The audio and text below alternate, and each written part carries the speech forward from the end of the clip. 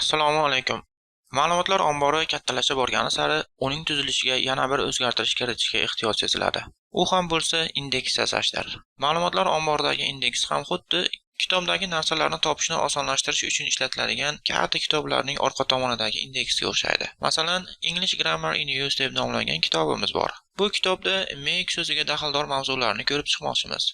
Kitobning indeksini, ya'ni alfavitli ko'rsatkichini ochib, make so'zini qidirib topsak, bu haqda qayerlarda so'z yuritilganligi aniq keltirilgan bo'ladi. Ko'rinib turganidek, 55D, 143i va 144i mavzularida make so'ziga daxldor narsalar yozilgan ekan. Endi buni bilib olganimizdan keyin to'g'ri ko'rsatilgan joyini ochib o'qiyverishimiz mumkin. Indeks, ya'ni alfavitli ko'rsatkich kerakli narsani tezroq topishimizda bizga ko'makchi bo'ladi. Kitobning har bir sahifasini birma-bir varaqlab, make so'zini qidirgandan ko'ra, indeksdan qayerda unga daxldor narsa yozilganligini bilib olib, keyin o'sha joyni ochib o'qish oson va qulaydir.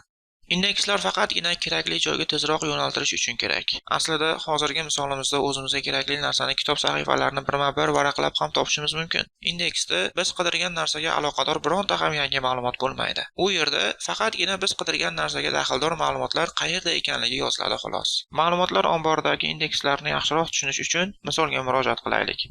Birlamchi holatda jadvaldagi ma'lumotlar tartiblanmagan bo'ladi. Ma'lumot qay tartibga kiritilgan bo'lsa, shundayligicha turaveradi.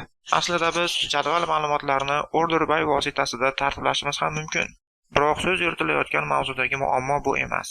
Bu yerda gap katta jadvalning ichidagi o'zimizga kerakli bo'lgan qatorga to'g'ridan-to'g'ri yetib borish haqida ketyapti. Sizlar axir biz aynan bitta qatorga aloqaga chiqish uchun asosiy kalitni tayin etganmiz-ku deyishlaringiz mumkin. To'g'ri, asosiy kalit bizga kerak bo'lgan yagona qatorga aloqaga chiqish uchun ishlatiladi. Lekin bu asosiy kalit bizga 500 ming qatorlik jadvaldan o'zimizga kerakli ma'lumotni tezlik bilan qidirib topishda vositachi bo'ladi degani emas. Biz aynan shu masalani juda ko'p qatorlar orasidan kerakli qatorni tezroq qidirib topishni indekslar yordamida hal etamiz. Hozirgi aytib o'tgan hayotiy misolimizda kitobdagi kerakli narsani har bir sahifani varaqlab emas, avval indeksdan ko'rib olib, keyin to'g'ridan-to'g'ri ko'rsatilgan sahifani ochishga o'xshab, jadvaldagi kerakli ma'lumotga ham to'g'ridan-to'g'ri borishga ma'lumotlar omboridagi indeks tushunchasi yordam beradi. Har bir jadvalning eng asosiy indeksi bu dastalangan. Ingliz adabiyotlarida clustered deb yuritiladigan indeksdir. Buning uchun dastalangan indeksga, ya'ni clustered deb yuritiladigan indeksga ustun ko'rsatiladi. So'ngra ma'lumotlar ombori jadval ma'lumotlarini o'sha ko'rsatilgan ustun bo'yicha tartiblaydi. Ya'ni jadvaldagi ma'lumotlar diskning o'zida dastalangan indeks uchun ko'rsatilgan ustun bo'yicha tartiblangan holatda saqlanadi. Dastalangan indeksga misol qilib, lug'at yoki ensiklopediyalarni keltirishimiz mumkin. U yerdagi ma'lumotlar alfavit bo'yicha tartiblangan holda saqlanadi. Masalan, E harfi bilan boshlanadiganlarni topish uchun lug'at yoki ensiklopediyani to'liq qarab chiqish shart emas. Agar lotin alifbosida yozilgan bo'lsa, D va F harflari bilan boshlanadiganlar o'rtasini, kirill alifbosidagilarda esa Sh va U harflari bilan boshlanadiganlar orasini qarash kifoya. Odatda dastalangan indeks asosan jadvallarning asosiy kalit ustuniga o'rnatiladi. U avtomatik butun sonli qiymat yoziladigan bo'ladimi yoki takrorlanmas string qiymat qabul qiluvchi bo'ladimi, baribir. Umuman olganda, aksariyat ma'lumotlar omborini boshqarish tizimlarida yangi jadval yasalishi bilanoq undagi kalit ustuniga avtomatik ravishda dastalangan indeks tayin etib qo'yiladi. Aslida shunday bo'lgani ma'qul. Sababi biz hamisha asosiy kalit ustunini maxsus bir qatorga aloqaga chiqish vositasi qilib olamiz. Ammo bizga boshqa ustun bo'yicha dastalangan indeks kerak bo'lsa, uni o'zimiz yasab olsak ham bo'laveradi. Biroq jadvalda birdan ortiq dastalangan indeks bo'lishi mumkin emas. Bu xuddi ensiklopediya yoki lug'at so'zlarining faqatgina bir yo'nalishda tartiblanishiga o'xshaydi.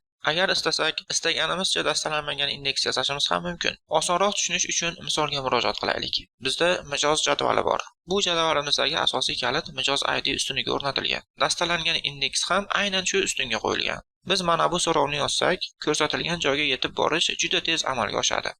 Bu yerda ikkita narsa bajariladi. Ma'lumotlar ombori biz ko'rsatgan qatorni qanday topishni juda yaxshi biladi. Sababi u asosiy kalit. U biz ko'rsatgan ustundagi kerakli qatorga qanday qilib tez yetib borishni ham biladi. Sababi u ustunga dastalangan indeks tayin etilgan. Biroq foydalanuvchilar bu jadvaldan ma'lumot qidirishda asosan familiya ustunini ishlatishsa, so'rovlarning ko'pi mana bunday ko'rinishda bo'ladi. Select yulduzcha from mijoz where familia barobar G'ofurjonov. Bunday so'rovning bajarilish ketma-ketligi, algoritmi esa butunlay boshqacha bo'ladi.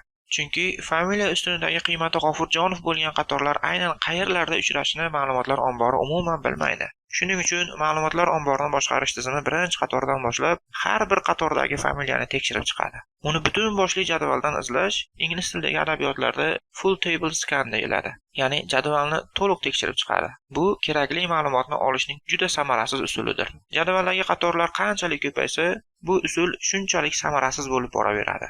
10 yoki 20, hattoki bir necha yuz qatorlik jadvalda bu sezilmasligi mumkin. Lekin jadval qatorlari bir necha ming yoki 100 mingga chiqib ketsa, bu yaqqol ko'zga tashlanadi. Shuning uchun bunday so'rov ko'p bajariladigan hollarda, ya'ni indekslanmagan ustunlardan ma'lumot qidirish holatlari ko'p uchrasa, shu jadval ustida ishlovchi dastur foydalanuvchilari uchun katta noqulayliklar kelib chiqishiga sabab bo'ladi. Biz bu masalani ikkilamchi, secondary, dastalanmagan, non-clustered index yordamida hal etamiz. Bu indeks kitoblarning orqa tomonida bo'ladigan indeksga juda o'xshab ketadi. Dastalanmagan indeks mutlaqo mustaqil alohida bo'lak sifatida yasaladi. Bunday indekslarda o'ziga xos tartib bo'ladi. Bizning ushbu indeksimiz bor deb faraz qilsak, bu familiya bo'yicha o'sish tartibida saralanganligiga guvoh bo'lamiz. Jadvalning o'zida biz bunday qila olmagan bo'lardik. Chunki biz uni allaqachon mijoz ID bo'yicha tartiblab qo'yganmiz. Sodda qilib aytganda, biz bu yerda xarita yasab olyapmiz. Endi bizga familiyasi G'ofurjonov bo'lgan mijoz kerak bo'lsa, familiyalar alfavitdagidek tartiblangan bo'lganligi uchun uni indeksdan qidirish osonroq bo'ladi. Kerakli familiyani jadvalning qayerdaligini indeks vositasida aniqlab olganimizdan keyin to'g'ridan-to'g'ri jadvalning o'sha yeriga boraveramiz. Albatta, bu usul dastalangan indeks vositasida qidirganchalik tez bo'lmaydi. Chunki avval alohida bir joydan qidirib ko'rib, keyin yana boshqa joyga o'tishimiz kerak. Lekin butun boshli jadvaldan qidirganga full table scan-ga nisbatan ancha tezroq bo'ladi. Agar ma'lumotlar ombori foydalanuvchilari ko'proq qaysi ustun bo'yicha ma'lumotlar qidirayotgani bizga aniq bo'lsa, shu usul juda qo'l keladi.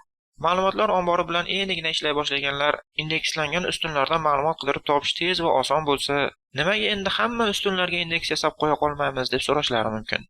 To'g'ri, indekslangan ustundan ma'lumot qidirilganda u ancha tez topiladi, lekin to'g'ri kelgan ustunga indeks tayin etaverishning oqibati yaxshi bo'lmaydi. Sababi, indekslar jadvaldan ma'lumot o'qishda qo'l kelgani bilan jadvalga ma'lumot yozishda va o'zgartirishda noqulayliklar kelib chiqishiga sabab bo'ladi. Buni yaxshiroq tushunish uchun misol keltiramiz. Faraz qiling, bizda ushbu oddiy xodim jadvali bor. Ushbu jadvalda ikkita dastalanmagan indeks bor bo'lsin. Dastalangan indeks esa xodim ID ustuniga o'rnatilgan. Ism ustuniga ham, familiya ustuniga ham alohida qilib dastalanmagan indekslar tayin etilgan deylik. Bir qarashda bu juda ham yaxshi. Sababi biz jadvaldan ma'lumot olganimizda xodim ID, familiya, ism ustunlari bo'yicha filtr qo'ysak, ya'ni o'sha ustunlardan ma'lumot qidirsak, u juda tez ishlaydi. Bu jadvalga ma'lumot yozsak, ya'ni qator qo'shganimizda, agar xodim ID ustuni avtomatik o'sib boruvchi butun son tipli qiymat qabul qiladigan ustun bo'lsa, yangi qator osongina jadvalning eng oxiriga qo'shilaveradi. Biroq qo'shilgan har bir yangi qator yana boshqa joylarga ham o'zgartirish kiritilishiga, dastalanmagan indekslarga ma'lumot yozilishiga sabab bo'ladi. Agar jadvalga yangi Ahmad Biloldinov qatorini qo'shsak, familiya ustuniga o'rnatilgan dastalanmagan indeksga ham Biloldinov va uning joylashgan o'rni haqidagi ma'lumot yoziladi. Bundan tashqari, ism ustuniga tayin etilgan dastalanmagan indeksga ham yangi yozilgan Ahmad ismli xodim va uning joylashgan o'rni haqidagi ma'lumot yoziladi. Shunday qilib aytaylik, bizda dastalangandan tashqari yana 5 ta dastalanmagan indeks bor bo'lsa, jadvalga yangi qo'shilgan har bir qator o'zidan boshqa yana 5 ta joyga yoziladi. Bu jarayon o'z navbatida ma'lumotlar ombori joylashgan diskda ham, uning o'zida ham bir talay noqulayliklarning kelib chiqishiga sabab bo'ladi. Shuning uchun har qanday ustunga ham indeks qo'yavermagan ma'qul. Indeksni qo'yilishi zarur bo'lgan va doimiy ishlatiladigan ustunlarga qo'yish maqsadga muvofiq. Umuman ishlatilmaydigan indekslarni yasab, ma'lumotlar ombori samaradorligini pasaytirgandan ko'ra, ba'zan kerak bo'lib qolganda butun jadval bo'yicha qidirib topish afzalroq. Indekslash ma'lumotlar ombori qurilayotgan vaqtning o'zida avvaldan shunchaki bajarib qo'yiladigan ish emas. Jadvallarning qaysi ustunlari bo'yicha qidirish ko'p bajarilayotganligiga qarab, qaysi jadval ustuniga indeks qo'yish kerakligi haqidagi qaror keyinroq qabul qilinadi. Indekslash tekinga tushmaydi. Jadvallardan ma'lumot o'qish, qidirish masalasida yutuqqa erishganimiz bilan boshqa jarayonlarning sekinlashishiga sabab bo'ladi. Indekslashning qulayliklaridan yana biri, ishlatilayotgan dastur kodiga hech qanday o'zgartirish kiritmasdan ma'lumotlar omboridan foydalanayotgan o'sha dasturning ishlashini, ya'ni ma'lumot qidirish tezligini sezilarli ravishda oshirish mumkin. Ushbu darsimizda suhbatlashmoqchi bo'lgan narsalarimiz shulardan iborat edi. Shu bilan Xudo xolisa keyingi darsimizda yana ko'rishgunimizcha xayr, salomat bo'linglar.